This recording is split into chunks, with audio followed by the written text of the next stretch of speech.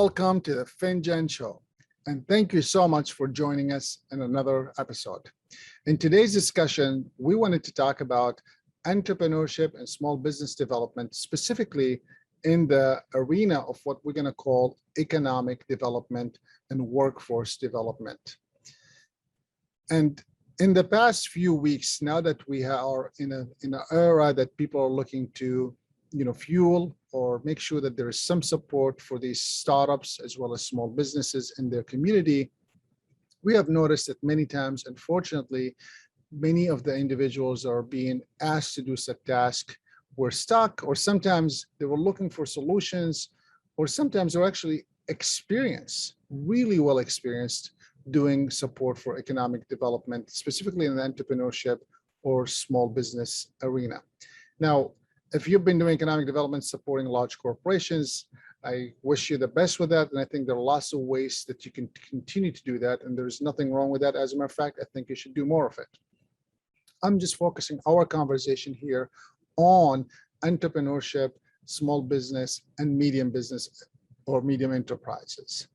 And the reason I wanted to focus that because we have learned throughout the years of working in this space that a lot of times this space gets neglected or usually given to someone that is already have 50 other things on their plate, although they could be really good at it. It's just they don't have the time or the capacity to deploy something, or some other cases we've seen where they really have never worked with startups or small business, and now they're really trying to do their best with no resources or no knowledge. And the good and bad things that could be actually a great opportunity for you to explore lots of things. One of the things I want to also mention that our focus has always been in the underserved communities, minorities, immigrants, maybe infringed communities. So therefore, I want to bring that up because if you are in a community that is prospering and has lots of entrepreneurship activities, some of this conversation might not apply. I'm not sure. Most of the times we worked with individuals that had to start something for entrepreneurs in a community that really was not, looking for entrepreneurship as far as a pathway for career or a pathway to pursue or a pathway to make it happen. So I just want to bring that up because that's really part of the framing that we're going to use. So what we learned is that a lot of times when you're trying to do this, first of all, there's a confusion around the type of startups, as well as the type of businesses, the background of the individual as an entrepreneur, and of course the size of the business and how long have they been doing the business. So we won't have time to break all of these things. As a matter of fact, this is why we do train the trainer to offer training specifically for economic developers in the space of startups, small business, and medium businesses, and how to support them best way, whether it's training, facilitations, coaching, mentoring, funding, budgeting for that activity for you to deploy a program like this, and everything else in between. I'm going to just, highlight a couple of things that are important to consider when you are, launching a program to support entrepreneurs or small and medium businesses in your community. The first thing you might want to consider is one, what type of businesses are you willing to support or are you planning to support? Sometimes, I only hear we want to support high tech, high growth, meaning that you're looking for a handful of individuals that could maybe start big companies or small companies in the beginning that could maybe end up hiring thousands of people. And although I think it's important and many of the smart zones around the world focus on that, I really feel that there's a whole nother work that needs to be done in the base place entrepreneurship, meaning what about the place itself? You might need a store, you might need a clothing store, a restaurant, a gym, an office, a lawyer, all those kinds of services that's needed in that community. So I wanted you to really consider thinking about these two frames, right? Am I going to support tech? Am I going to support non-tech? Or I'm going to call them base place entrepreneurs? Or sometimes I've heard them called tech-enabled because they all use tech, but not necessarily tech focus. That's the first thing you want to do. The second thing you might want to think about is, are you working with the entrepreneurs that want to be or the entrepreneurs that have to be? And there's a big difference between the wannabes and the have to be's. The wannabes meaning I may be an executive somewhere and I'm planning to start a business on the side, or planning to maybe look into starting a business and one day quitting my job. And then these are individuals that are like, I can't get a job, or I have to start a business, or I don't know how to do anything else but being in business, things of that nature. The reason I want to bring that up because those two mindsets are so different. Those who want to be can sit down and talk to you about strategies and marketing and things of that nature. Those who have to be, they're looking to feed their family that day or that week. So it's a different conversation that needs to happen, as well as different program that needs to be offered for that type of individual. And of course, now you step back up and say, was it technology or non-technology? Is it a base place? Do they want to open a restaurant, or they're trying to invent an app? These are two different conversations based on what is the attitude of the entrepreneur starting. As I said, we could talk about this for the next 10 hours, 10 weeks, and that's what we do. But I wanted to make sure that I give you nuggets of them as we continue to unfold some of the other things we're going to talk about supporting entrepreneurs in the small, medium enterprises, as well as the startup world. Let's take a break. We'll be right back after this short break.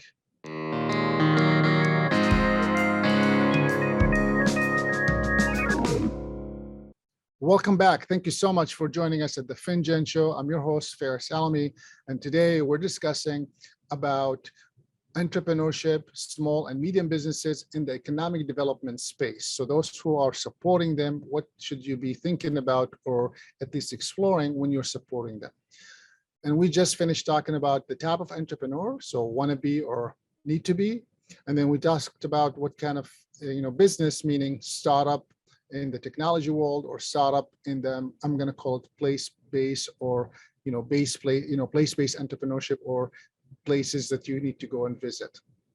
So anyway, now you want to think about what kind of program do you offer? Do you offer a training program? Do you offer a mentoring program? Do you offer a coaching program? Do you offer all?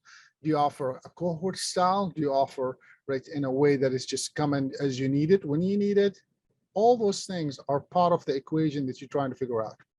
And what I've seen is sometimes you want to do all of them because you feel that they're all relevant and important. And I believe that you probably can. It just takes some resources, right? Resources such as what? Time, people to manage all these things, or of course, people to be in these things. And then of course, money, because if you're needing to do all this stuff, someone has to manage it or to deal with it. And then therefore, someone has to get paid to do it. You can get volunteers to come speak, but you can't usually get too many volunteers to do all the paperwork that is needed to make it work or not, or to support it in that way. So that's really kind of like the higher levels of things. So first, what kind of entrepreneur, what kind of business, and then what kind of programming you want to offer. You might want to be thinking about funding. What kind of funding, right? So this is where you start now breaking it down to subcategories. Are you looking for microfinance? Are you looking for grants? Are you looking for loans? Are you looking for are you looking for equity, right? Are you looking for convertible notes? Are you looking for a combination of all those things? This is where you start breaking them down, right? Again, we talked about the training. Do you offer it one-on-one? Do you offer it in a cohort style? Do you do it 2 times a year? Do you do it 3 times a year? How often should you do this? Do you offer workshops that are, come and take them as you please? Or do you offer them as, a cohort style that you have to go through it and then we will add things once you're alum? Do you have, I'm going to call it aftercare program, meaning that you graduated from a program and now you're alum and now you want to think about supporting them? All these questions are part of the things that should be probably going through your head.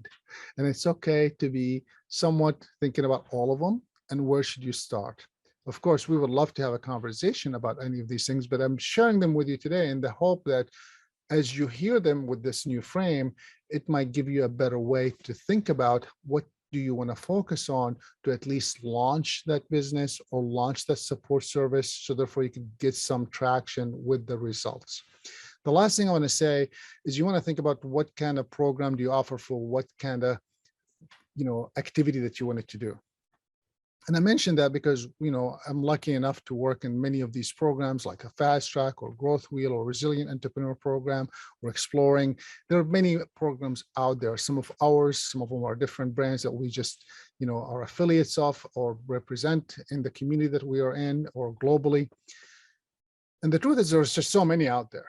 You might want to spend a little bit of time understanding what was this program designed to do who was it designed for? And of course, more importantly, who is facilitating or leading the discussion in a way that is meaningful for the community that you are serving?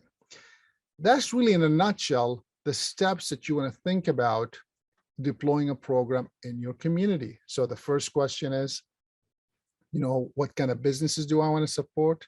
The second is the type of entrepreneurs you want to support. The third is what kind of programs you want to support. Now, you could also go into more details if you want to discuss, are you supporting startups, small and medium businesses? These are two different worlds, startups or small and medium businesses. And then you might want to think about the last piece I'm going to mention is creating what I call an ecosystem map of all the resources that are available in the community. So therefore, you're really providing it to the entrepreneurs that you're interacting with, whether they're in a startup mode, small business mode, or medium business mode. So that's in a nutshell. Thank you so much for joining. Till then, have a great day.